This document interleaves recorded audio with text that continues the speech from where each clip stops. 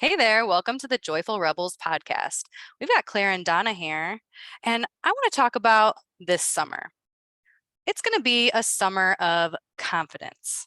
Will you join us? If you're listening to this right now, then you can look in the show notes or go on our Facebook page and find access to our all new group, The Summer of Confidence. It's going to Mm. be 8 weeks to boost your confidence with the Joyful Rebels. So, why? Why are we doing this at all? You might be asking yourself. Well, confidence isn't something that's set at birth. And we've talked about this in a podcast before, but it's something that we can actually work on and grow and get better at. And there's so many different areas of confidence, right? There's also so much science there. So, as you can see, all these intersections happening, it's something that really piqued our interest of wanting to talk about. Plus, it really feels like a common thread between episodes that we've made already. Confidence. And you'll see that it's a precursor to the stuff that we're going to talk about in just a minute. So, what can you expect if you join us? We're going to be together for 8 weeks in a Facebook group. We're going to talk about 7 major areas of confidence, including things like confidence in the kitchen, confidence at work, confidence in your relationships. We are going to focus on science-backed tips that we can implement, small things we can do easily to start to grow our confidence. We're going to share some of our favorite research articles on it, but there's going to be more. We're going to come in and have meditations for y'all because Joyful Rebels, and we're so into mindfulness and meditation. We found ways to tie this into boosting our confidence. You'll have live videos from both me and Donna, or mom, as I like to say. We'll even have different activities, mindfulness activities, PDFs that you can print out or view and write down and journal about. We'll be sharing relevant Joyful Rebel podcasts that tie in directly to these topics. And look for the welcome post when you sign up, because there's even a free welcome gift that we're going to send you just for joining us. So the thing is, as I wrap up this little intro, a lot of this stuff. You've heard bits and pieces. You might have lived some of it. It's about putting them together to see the big picture. That's when you get that aha. And we want to reveal and start living as our most confident selves. So again, look for this Facebook group. I'll put the link in the notes. It'll be on our Facebook and Instagram pages. You can go follow it there. But will you join us this summer? Yeah, I'm excited. I mean, this is, one last thing on that is the confidence is dynamic. It's dynamic, and there's times in my life where I can look back and feel like I could recognize it, like I had it. I mean, that's the language I'll use, but I felt more confident. And then the seasons change and you're in a different section of your life. And the messaging we hear is different. So it can be fragile. I'm not saying it can feel elusive, but it's not. So we can be dynamic right along with it. We can be mindful and be aware, and we can upgrade and refine in each stage. So there's no reason why we're going to go through whole periods where they're like dark. There's no confidence there. That could be on us. Like, oh, no. We can take responsibility, given some help and support and some loving accountability and some tools, in order to really feel like each section and stage of our life, we define, redefine, and discover and implement what confidence looks like there. So it's cool because it looks different in everybody, but there's going to be some really common threads, and I can't wait to explore that with you. This will be fun. Yeah, and we're here having these conversations every week, and we do imagine you all listening with us, and we are so glad that you join us as you have us in your ear as you're walking your dog or doing your dishes or whatnot. But this will give us a real chance to connect. So that community that we have, we're sharing on posts together. There's more engagement. So if you're looking for some more interaction, engagement with this Joyful Rebels community, please join us. Okay, so today's episode is titled The Joyful Rebels Strike Back Against Whack Messages, Part 1. I love it. I love it. So you are probably aware we're bombarded with so many messages, you guys, right? You go on your social media, you're watching TV, you're listening to the radio, billboards, everything. We are seeing so many messages, and what we've heard in the past, if we talk about the comparison trap, or when we talk about confidence, you guys, is that some of these messages, they're either insidious, we don't really know that we're seeing them, or we swallow them, we're aware of them, but they're not making us feel great. There's something wrong with them. They don't align with what we know to be true or what we actually value. So here's the thing we're going to do. We're going to shine a spotlight on 4 of these messages, like these main categories of messages that we're probably receiving if we're existing out in the social media space or in the media space at all. And we're going to talk about, why they're whack, why they're bad, and what we can do about it. And again, one of this big theme that we're going to find is that they can have a negative effect on our confidence and how we feel about ourselves. And so we've got 2-part episodes. So we'll deal with number 1 and number 2 this week, 3 and 4 next week. And this will set us up great for a lot of the content that we're going to talk about this summer. So let's get right into it. Here is whack message number 1. You can do it all. You're superwoman. Just, make sure you're cooking every meal, home cooked meal, maybe all organic, and make sure you're getting to the gym. You've got to practice patience with your kids. Your house is clean, right?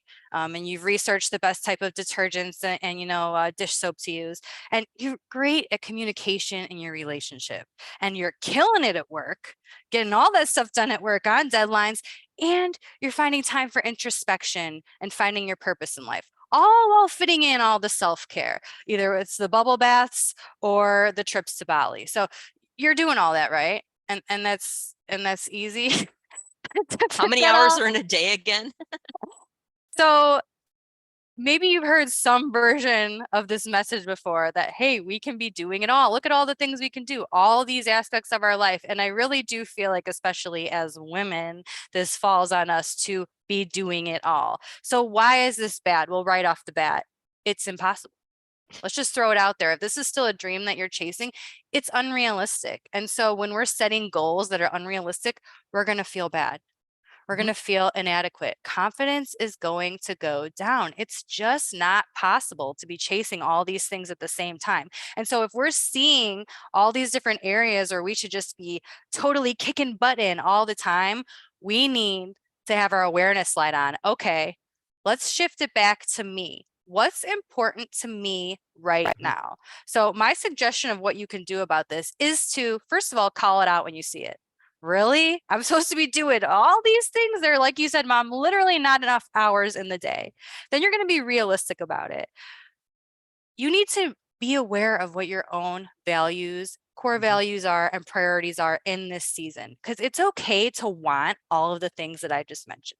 There's nothing wrong with wanting that, but you can't have all of those at the same time. So what are going to be your realistic priorities in this moment? And I want to share, there's a new book out called Shifting the Dials by Rebecca Anderson Davies. And she is a yoga teacher. And then she did an at-home yoga book that made it to the New York Times list. This is her next book, but I love what she talks about is all these things that we want in life: a clean house, killing it at work, great communication. Those are all like dials that we have.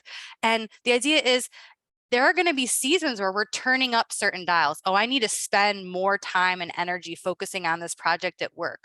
So I need to realize that I need to shift down some of these other dials. Maybe I'm not going to be as active in the gym or in my community as I was just temporarily in this season because I've shifted it up over here. So if you ever feel, and I'm speaking, was me personally, especially after kid number 3, and I was sitting around trying to quote unquote do it all. And I might have mentioned this story before, but I was just, at one point I was nursing my son on the couch and I just burst out laughing, which, maybe that was a bit of a mental thing for me at the moment, but I looked around and I was looking at, my house was in disarray, and I'm like, who's expecting me to have this? Like, why am I expecting myself to have this house looking perfect? The kids are going to tear it apart any second.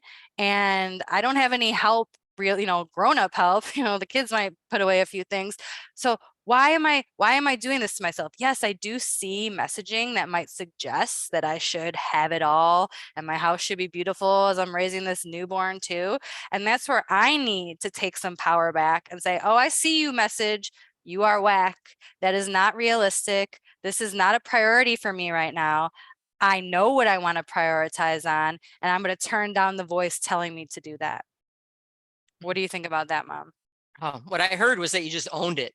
Like when you own it and you're like, this is what I'm going to focus on, that is so empowering, because the other stuff will fall away. But if we don't know what is right in front of us that is important, and I have been very victim to that. And whether it's victim or guilty, I don't really like either one of those words, but I have fallen prey to the Mm. messages of doing it all. And when I realized like it can't happen. And I love it that we're bringing the word whack back, because I do think it has been It's dormant for cool, too long. right? It's It cool again, right? maybe, although I wore a fanny pack the other day and I thought that was cool too, because that's called something different now. I don't Yeah. remember. I don't remember. Whatever. But the to be able to go off course from what is like, here is the sandwich that society wants you to eat of do it all. And you're like, I refuse your sandwich. I will take this much of a bite because this is important to me. And I really like the concept of the dials, because you can shift, and on a continuum, I'm going to spend more time here now. That will take a minus away from something else, but that's okay for now because we're dynamic. The word's going to keep coming up. It's not like a set it, forget it, and your life is done. Wouldn't that be great if it was? Although I think it would be super boring and it wouldn't allow for growth. It wouldn't allow for growth and change, which are inherent in our lives. So what a great first message to just expose and shine a light on is like, you can have it all, you can do it all, and you can do it all at the same time. Nope, not having it. We are able and capable to do lots of things. It's being able to choose and prioritize. And lastly on that, Claire, also what I heard from you is that when you decided to let some things go, you didn't feel bad about them. It wasn't like, oh, I'm not going to be able to do that. It's like, let it go. It's like, cut the tie to that for a while. When you need to pay attention to it again, it will come back into your worldview. I believe that. I think things that are meant for us won't miss us. And so you're not going to be like, I'm never picking up anything in my house again. Like it circles back, and you find you have time and how you decide to use it. So I love the empowerment of knowing yourself, making a decision, not feeling bad about the things that you choose not to put your attention to, and living in your season with joy and purpose. Awesome job. You figured it out way earlier than I did. And sometimes I don't know if I figured it out, because I still fall prey to some of these messages too, of you can do everything. So that's the first one, debunk, got it. The second, super whack message, I love this, and such a can of worms, is that we need alcohol in order to be social, to numb out a bit, to, you know, like mommy culture, like you need to have this in order to be, to let off steam and to make small talk and just deal with life, especially your kids. And if you're watching on YouTube, I'm like kind of doing like a whole jazz hands thing here, but it's so pervasive. Now, I'm not getting on a soapbox where I'm saying like, don't drink alcohol at all. That's not the to-do. We'll get to the to-do in a bit. But why it's bad is that it's just so persistent, you guys. It's a persistent messages because we are a society that drinks. And again, I'm not judging it good or bad. I'm just saying it is there. And there's a lot of money and advertising and people invested in keeping that message going. There's just a ton of it. And the people that are really suffering is us. We're suffering. It's eroding away at our confidence because it's saying that we're actually not enough like just who we are, and that we need to ingest something in order to feel something or not feel something. And that is just not true. It's out and out not true, especially with how the world is today. Like you got to be alert and thoughtful, and there's so many cool things to be aware of, but if I'm kind of half checked in or out, then it's not the same experience. So I love this reference. It'll look backward to you, but it's called This Naked Mind by Annie Grace, and it's just taking a look. And that would be your to do. It's just, you know, ask the questions. This many of us probably have some kind of history, whether it's family or generational stuff, whether in our quiet moments, we look and go, I don't know if this is working anymore, but I don't really know what to do with it, because there can be a lot of stigma about just looking at your drinking. I mean, think of it. If you turn down a drink, it's like, what, are you pregnant? Or are you on antibiotics? Like there has to be a reason for that. And that's just how it is. That's how, I mean, I've had that. Have you had that, Claire, where somebody's like, what? And you're like, okay. What I think is interesting and hopeful as we get into the to-do here is, I think in 10 years, this won't even be a conversation anymore, because we're all starting to pick our heads up and go, wait a minute, let's take a look at what we're doing here. You know, again, the world is dynamic. We're changing things that we did 10, 15 years ago. We don't do anymore. Look at smoking. You know, there's a lot of things of that. I don't want to be gloom and doom. I want to keep alcohol right in our radar, because they're targeting us as women. I'm not a conspiracy theorist, but I am a thinking person. And when I look at the messaging that tells me in any way, shape, or form that I'm not enough just as I am, I will look at the research. What does that do to my confidence? And what it does for me is just erode the foundation of who I am, who I think I am, how I want to show up in the world. And I know I can do it when I'm here and I'm present. So the to do, again, all I got to do is start asking some questions. Just do a little check-in. It pays in the season of life that we're in, which changes, right? We know that. Evaluate your relationship with alcohol. I lived under this impression that what I was doing was normal, because there's so many people doing it. Just because masses of people are doing it does not make it right. Right. So I'm not immune to that. I'm like, everybody else is doing it. And I'm like, okay, I'll do it too. And once I just took a look at it, and for me, very quickly, this came at a moment when I finished my capstone work for my master's. 2 weeks later, the world shut down with lockdown for COVID. And I decided to take a look, what's working in my life and what's not. And I just like, I'm going to use the time to just do some self-reflection. Yep.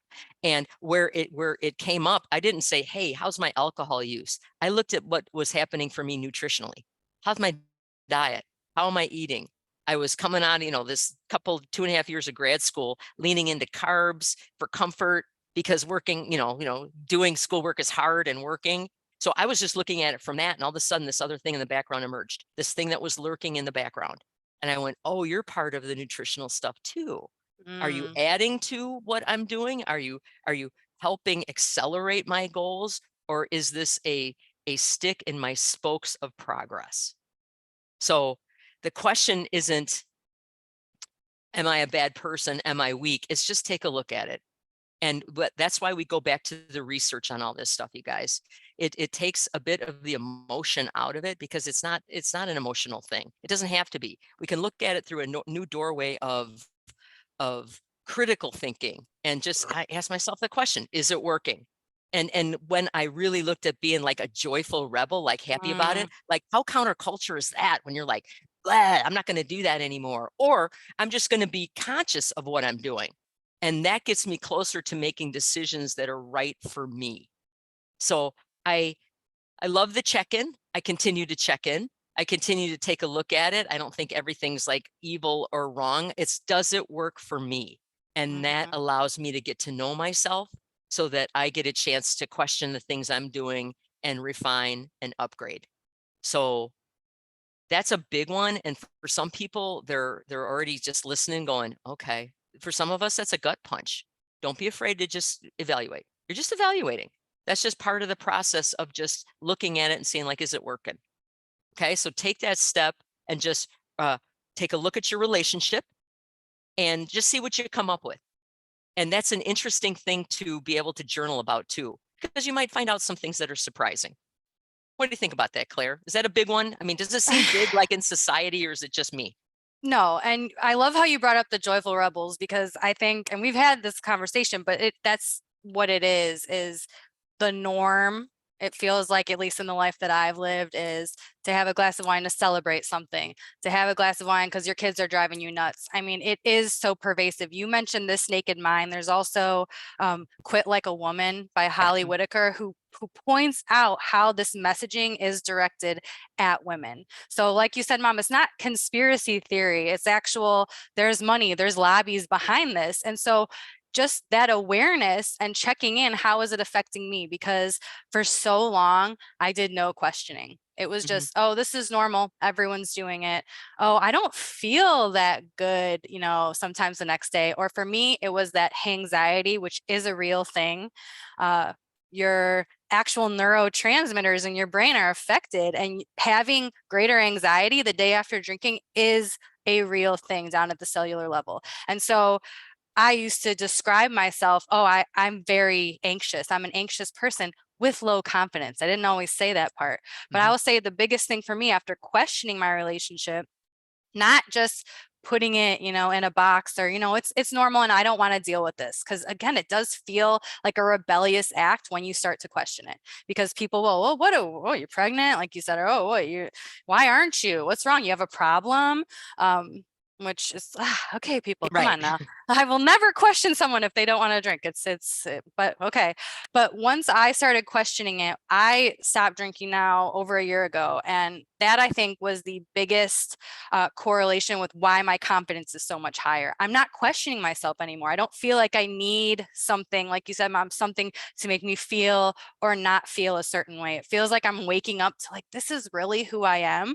So also not to be on a soapbox, but if you just take that small step of starting to question it, you're like, well, maybe I do want to cut out drinking even for just a short period of time and see what it's like. For me, that opened a door into really discovering who I am. And when we know ourselves better, we can make better decisions about ourselves. I've talked about being the happiest that I've been. And I think that also is tied to cutting out something that just was not working for me. And it feels rebellious and it feels different. And oh, am I the quote unquote weird one because I don't want to drink? But you know what? It's caring about you, right? It's putting yourself first. Because with this confidence as well, it's internal. You got to love what's in here. You got to want what's best for you. And sometimes that's not going to flow with what's going on with society. And so we've had two messages today. Maybe they resonated with you. Either the message that you think you've got to do it all, or this message that, oh, I need a drink to cope with life. So again, your to do is turn your awareness light on. Start asking yourself some questions. Start doing a check in here and seeing maybe these are things that are chipping away at your confidence or keeping you down, weighing you down. So sit and ponder those for the next week. And we're going to be back next week for number three and four of our whack messages. Be well.